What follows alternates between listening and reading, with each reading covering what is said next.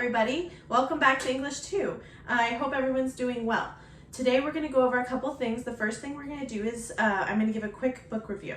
So this book is called Kitchen by Banana Yoshimoto. She's a Japanese writer.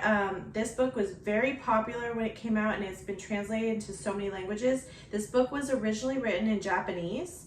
I had never read a book that was translated from Japanese or any other Asian languages before, and I thought it would be interesting to give it a try. So it was originally written in Japanese, and then a different person translated it into English so that we could enjoy it. It's different because you can see the culture of the other language kind of coming through and the way that the character thinks and speaks, which I think is definitely an interesting aspect to the book. It was a sad book. It's a book about a girl whose grandmother died and her parents weren't really around. Her grandmother raised her, and then it turns out there's this guy that she didn't know very well, and her grandmother had meant a lot to him too. So they kind of come together and become friends in her grief. And she's like literally all alone. She has no siblings, no parents. Her grandma meant everything to her. Now she's gone. So this guy takes her under his wing, invites her to live at their house. And it's interesting because his mom is a trans woman. And so she's kind of experiencing that. And she talks about how beautiful she is and how that's something different. She's never really met a trans woman before. But the mother named Erica, really takes the narrator under her wing and feeds her and lets her stay there for free. And so there's lots of different aspects, and then kind of the whole arc of this story is really the relationship between the young man and the woman, and overcoming grief and friendship and possible romance. And it was really good. And as you can see, it is very, very short. So there's actually another book in this book, so it's like 2 novellas, so it's like really short. So if you're interested in Japanese culture or trans stories or overcoming grief, this might be a book that you would like. So again, it is titled Kitchen by Banana Yoshimoto. Okay, so today's lesson that we're going to be doing is about topic sentences.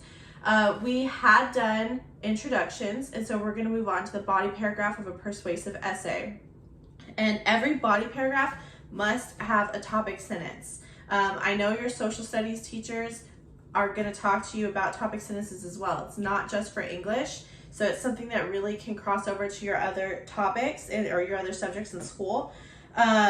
So basically, the topic sentence, the first sentence of your body paragraph, is like a mini thesis. It must be debatable, so don't make it a statement that's a fact. Your topic sentence should be a claim. So it's like a mini thesis.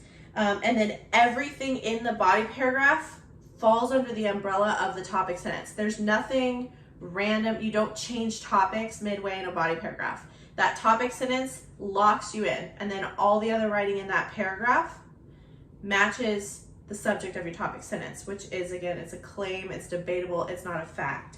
And when you want to change topics, that's when you start a new body paragraph and have a new topic sentence. So an example would be like, so you can know what I'm talking about. We had the thesis before of students should not be required to wear uniforms because it limits creativity and causes discipline problems. So I'm looking at that and I'm like, okay, well, logically I have 2 reasons. So my first body paragraph is going to be reason number 1. My first topic sentence would be, to begin, students should not be required to wear uniforms because it limits creativity and self-expression. So you're taking that reason number 1 from the thesis and rephrasing it, maybe adding a little bit to it, but having that same essential idea. It's a little claim. So students shouldn't have uniforms because it limits creativity and expression. And that paragraph is all going to be about how uniforms limit student creativity and self-expression. So I hope that you were able to follow that. But basically, it's just you have your thesis and you have your reasons, and then you pick your first reason, and that reason needs to be expressed in topic sentence number 1 and body paragraph number 1. And then we're going to talk a bit about the organization of the body paragraph. So as you can see here, you'll start with the topic sentence always, and then provide a specific example that backs up that topic sentence. And then after your specific example, your concrete evidence, you're going to need to explain it with analysis. And the analysis is explaining, how does this prove my point? It's basically like you're being a lawyer and you're trying to connect the dots between your example and your thesis, your overall claim. And then I wrote in red, this part is optional. You can put, if your topic sentence has lots of ideas and you have lots of examples that fit into that topic sentence, then you can put a second example that proves this claim, and then you would provide analysis or explanation for example number 2. So you do not have to put 2 examples with analysis for each body paragraph.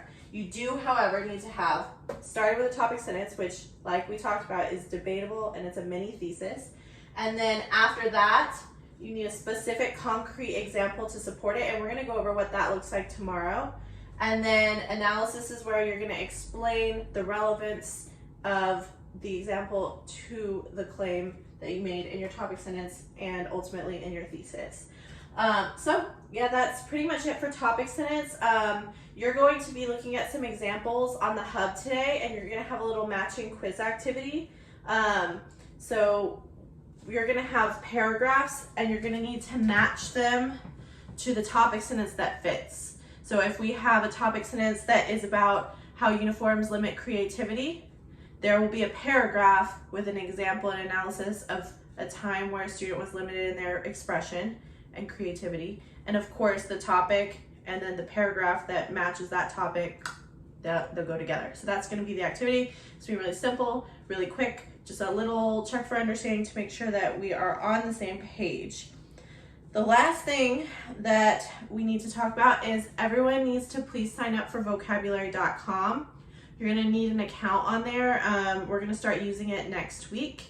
So if you go on the hub and you go under digital resources, you can see vocabulary.com. I'm pretty sure all of y'all have used it before. The class codes for vocab.com to join the class are on the hub as well. I'm not going to list them all off here because everyone has a different one. But make sure that you have an account and you've logged in. If you have any problems with that, please contact me during office hours or an email, and I will respond to your email during the working hours of the school day, but not at midnight or 2 in the morning or anything like that. So yeah, that's pretty much it. Topic sentence must be debatable, must be the first sentence of any body paragraph, and everything in that paragraph goes back to proving that topic sentence point. Make sure you do the little matching activity quiz on topic sentences that's on the hub for today. And then lastly, make sure you please sign up for vocabulary.com. Next week, we're going to start using it, and I don't want to have everyone be lost and confused next week, so get it done now and then contact me with any questions that you have. Okay, I hope you guys have a great day. Make sure you get your quiz done and stay well.